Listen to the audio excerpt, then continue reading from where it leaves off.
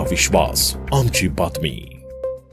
त्र्यंबकेश्वर मंदिरात एका भाविकाला सुरक्षा रक्षकांकडून मारहाण करण्यात आल्याची माहिती चुकीची असून ती वस्तुस्थितीशी सुसंगत नसल्याचे स्पष्टीकरण त्र्यंबकेश्वर देवस्थान ट्रस्टचे विश्वस्त पुरुषोत्तम कडलग यांनी दिले।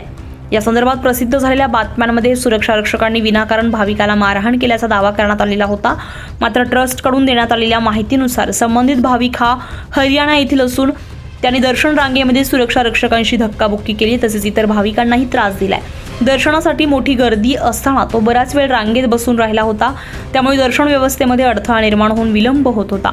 सुरक्षा रक्षकांनी संबंधित भाविकाची विनवणी करून त्याला रांगेत पुढे जाण्यास सांगितलं, मात्र वारंवार सांगूनही तो रांग अडवून बसला होता असंही ट्रस्टने स्पष्ट केलंय।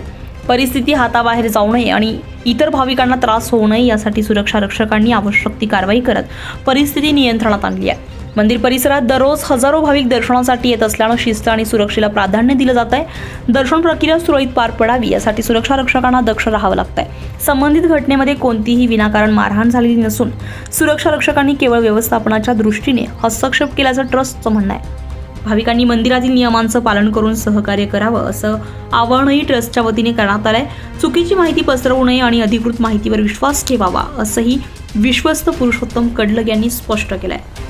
ब्युरो रिपोर्ट, आपलं शासन, त्र्यंबकेश्वर, नाशिक।